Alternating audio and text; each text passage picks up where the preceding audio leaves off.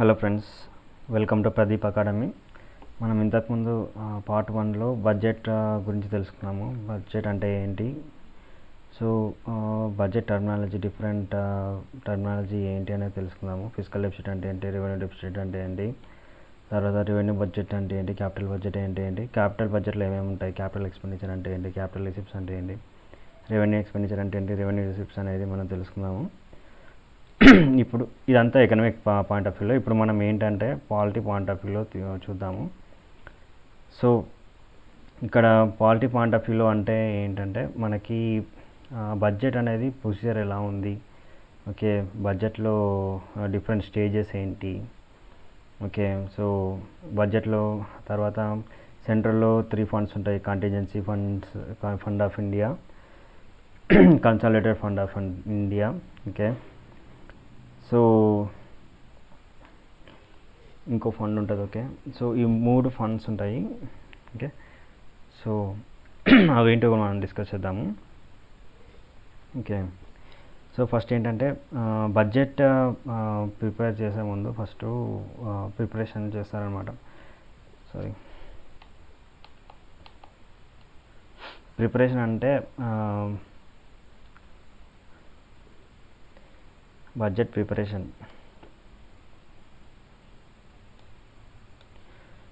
Of the budget అంటే ఇప్పుడు మనకి సపోజ్ ప్రిపరేషన్లో ఏంటంటే ఏ సెక్టార్కి ఎంత అమౌంట్ అలొకేట్ చేయాలి, తర్వాత ఏ స్టేట్కి ఏమేమి అవసరాలు ఉన్నాయని చెప్పేసి ఇన్ఫర్మేషన్ గ్యాదర్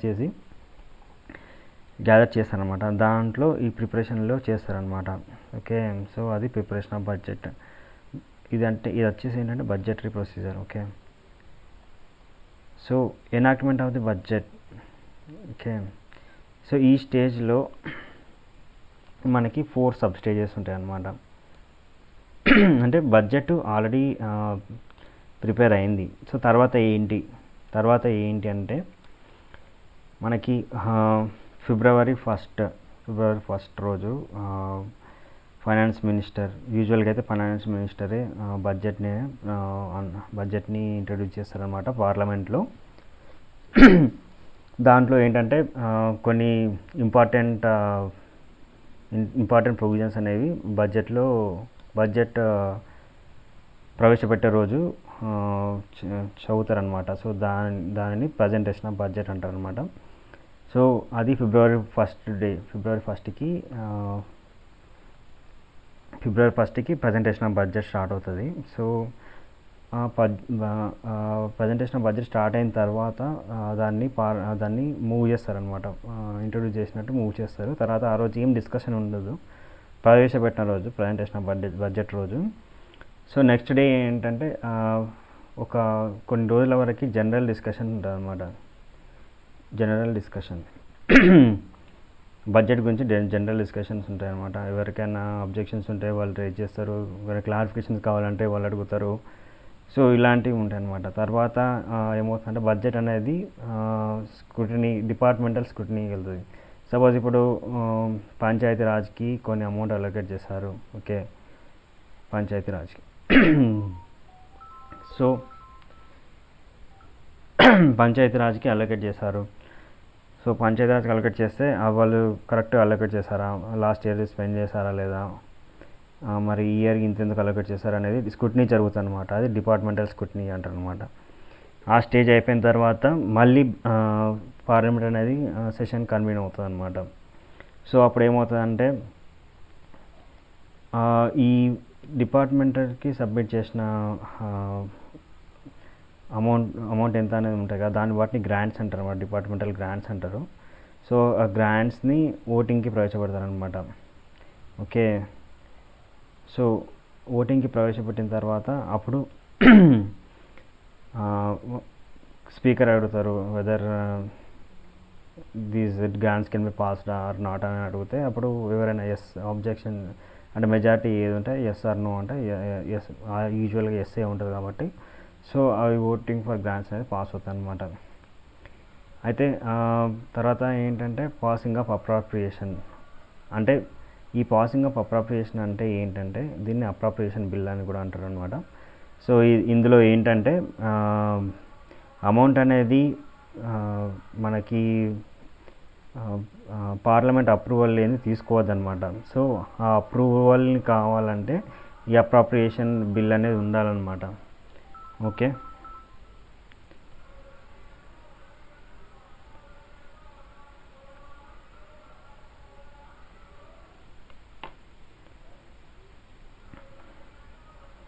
అప్రాప్రియేషన్ బిల్ ఉండాలి. తర్వాత ఏంటంటే passing of finance bill.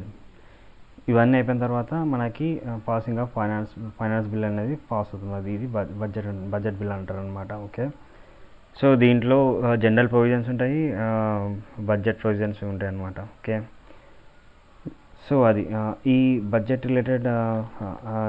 రిలేటెడ్ని annual finance bill అంటారనమాట. Okay, annual financial statement. So ఇది వచ్చేసి అండర్ ఆర్టికల్ 112. ఓకే, సో దీంట్లో ఇవన్నీ ఏంటంటే మనకి 3 ఫండ్స్ ఉంటాయి. యూజువల్గా త్రీ ఫండ్స్ ఉంటాయి. I will explain you 2.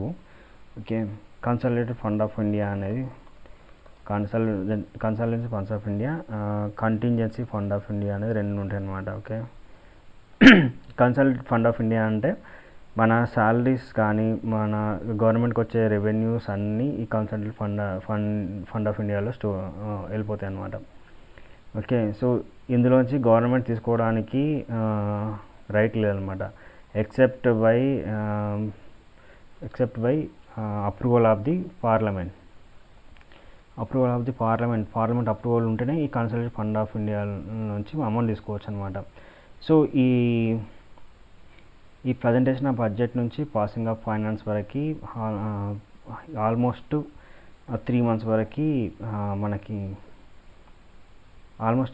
వరకు వీళ్ళు అమౌంట్ తీసుకోనికి ఛాన్స్ ఉంది అనమాట. అప్పుడు ఏం చేస్తారంటే ఓట్ ఆన్ అకౌంట్ అనేది ఇంట్రొడ్యూస్ చేస్తాడు. ఓట్ ఆన్ అకౌంట్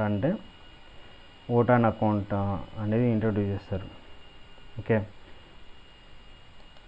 సో ఈ ఓట్ ఆన్ అకౌంట్ ఏంటంటే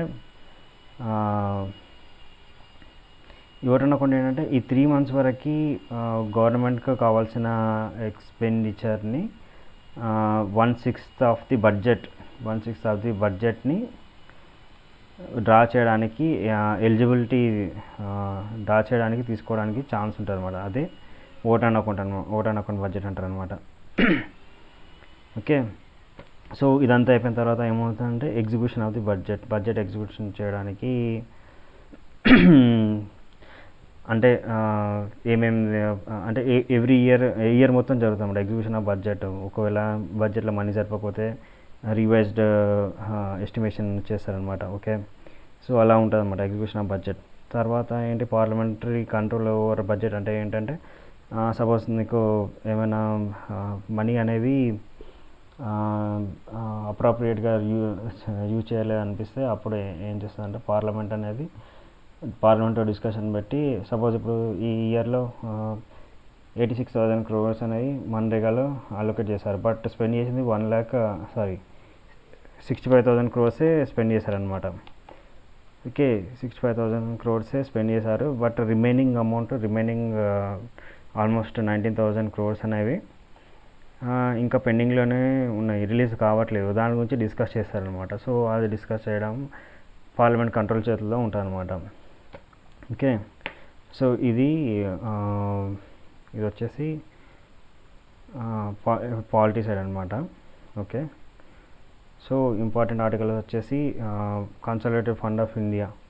ఈ కన్సాలిడేటెడ్ ఫండ్ ఆఫ్ ఇండియా వచ్చేసి ఆర్టికల్ 266. Okay, 266 class 1. ఇంకోటి కంటింజెన్సీ ఫండ్ ఆఫ్ ఇండియా అంటారు. అంటే ఏదైనా న్యాచురల్ కెలామిటీ వచ్చినప్పుడు అర్జెంటుగా అమౌంట్ యూజ్ చేసుకోవడానికి ఈ కంటింజెన్సీ ఫండ్ ఆఫ్ ఇండియా అంటారు. ఇది ప్రెసిడెంట్ కంట్రోల్లో ఉంటుంది అనమాట. ఇది అంతే.